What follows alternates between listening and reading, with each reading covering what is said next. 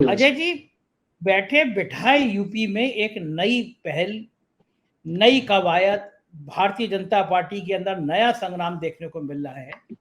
बात चल रही है कि दिल्ली दरबार चाहता है कि योगी आदित्यनाथ लोकसभा का चुनाव लड़े, उत्तर प्रदेश का मुख्यमंत्री कोई और हो। क्या योगी आदित्यनाथ आपको लगता है इतनी आसानी से मान जाएंगे? इतनी आसानी से मान जाने वालों में है वो? नहीं, इतनी आसानी में से यदि मान जाने वालों में होते तो मुख्यमंत्री नहीं होते।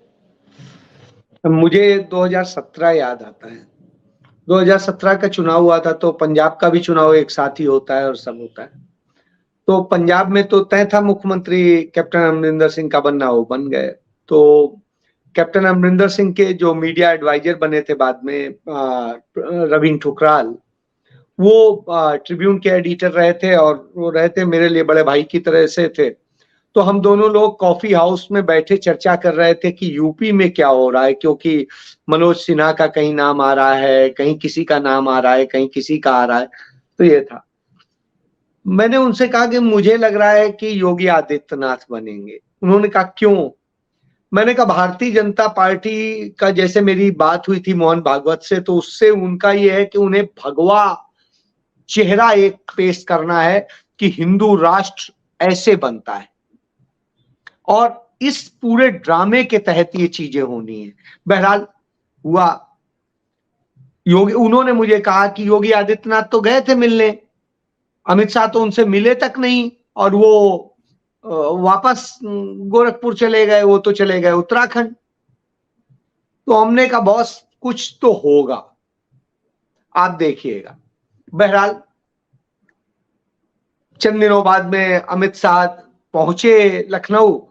उन्होंने योगी आदित्यनाथ को बुलाया, दोनों लोग बैठे और तय हो गया कि मुख्यमंत्री वो होंगे।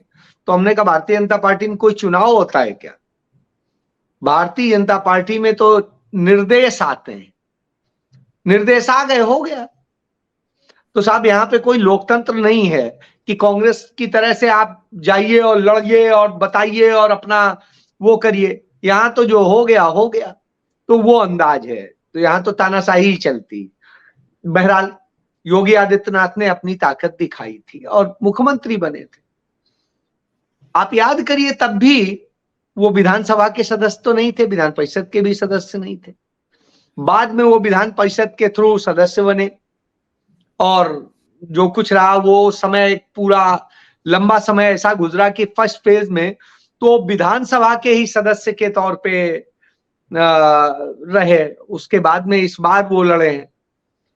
तो ये सारी चीजें हैं कि वहां ये होता है। तो अब मैं, चूंकि आपका जो सवाल है कि नरेंद्र मोदी उनको निपटाना चाहते हैं, वो संघ के जरिए अपना एक वो बनाना चाहते हैं कि हाँ भविष्य का मैं प्रधानमंत्री हूं। इस सपने में वो भी जीते हैं। तो वो अंततः है कहीं ना कहीं उनको काटना चाहते हैं, और वो इनको काटना चाहते हैं कि कल के दिन संघ के पास में एक भगवा चेहरा है। तो ये चोला जो है, इसका और उसका जो पूरा खेल है, वो खेल है वास्तव में। तो वो उन्हें यहां से भगाना चाहते हैं। वो इसके लिए चाहते हैं कि आने वाले चुनावों तक ये स्थिति हो जाए कि वहां पे मैं अपना बंदा यसमैन बैठा दूं। जैसे मान लीजिए हमने कहीं पे भी किसी भी राज्य में देख लीजिए कि हमने यसमैन टाइप के बैठा दिए। अब वो जो हम बोलेंगे, खट्टर को देख लीजिए, गुजरात का मुख्यमंत्री देख हाँ लीजिए, बिल्कुल। हेमंत बिस्वा तो शर्मा देख लीजिए, हाँ, सब हेमंत यशस्वी बिस्वा शर्मा देख लीजिए और देखे। तो वही स्थिति कि राजा बोले रात है, रानी बोले रात है, मंत्री बोले रात है, और सारे बोले रात है, सुबह सुबह की बात है। तो कमोबेश वही स्थिति कि मोदी तो ये चाहते हैं। योगी क्या चाहते हैं? योगी चाहते हैं हम तुम्हें निपटा के बैठेंगे। तो साहब ये खेल है। इस खेल में दोनों तरफ से हमले हो रहे हैं और दोनों तरफ से बिसातें बिछाई जा रही हैं, और ऐसी बिसातें बिछाई जा रही हैं कि हम कैसे आपको निपटाएंगे, आप उतनी सीटें आओगे नहीं, फिर आप मैनेज करोगे, मैनेज करने के दौरान कहां कहां क्या क्या होगा।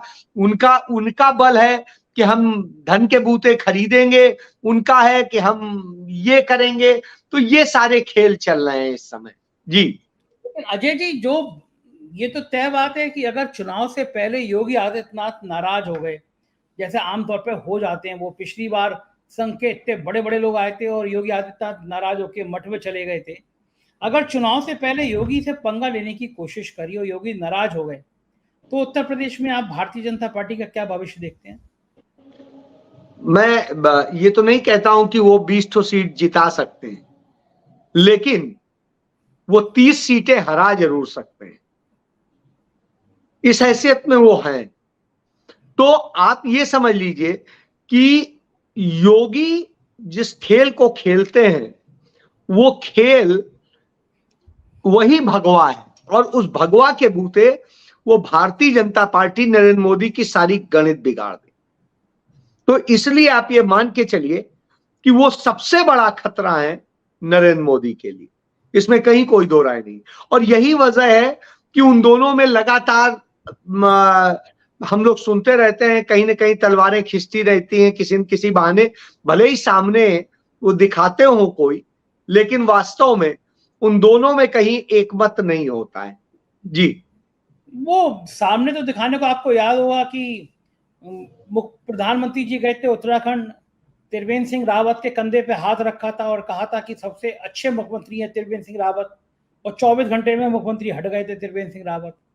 गुजरात के मुख्यमंत्री ने कहा जब हटा दिया गया कि मुझे तो पता ही नहीं था, मैं तो रात में सोया था, मुख्यमंत्री था, सुबह मुझे पता चला मुझे हटा दिया गया, मुझे पता ही नहीं था। लेकिन क्या उत्तर प्रदेश में इतना आसान है कि योगी, कोई कल्पना करे कि योगी आदित्यनाथ सुबह उठे मुख्यमंत्री ना रहें? ऐसा उत्तर प्रदेश में संभव है? नहीं, मैं फिर क्या कह रहा हूं, उत्तर प्रदेश में संभव नहीं, तभी तो ये हालात हैं, तभी तो रोज बिसातें बिछाई जाती हैं। और हालात यहीं तक नहीं है, उत्तर प्रदेश में तो ये भी हालात हैं कि आप ये सोचिए बगावत की स्थिति, आप इसका उदाहरण देख लीजिए। याद करिए कि जब अग्रवाल साहब, जो आजकल मोदी खेमे में आ गए हैं शायद, हैं, उनको टिकट नहीं दी थी बीजेपी ने, तो हिंदू महासभा से, जी जी, तो उन्हें हिंदू महासभा से लड़ा के एमएलए योगी ने ही बनवाया था। इसी तरीके से बहुत सारी चीजें हैं।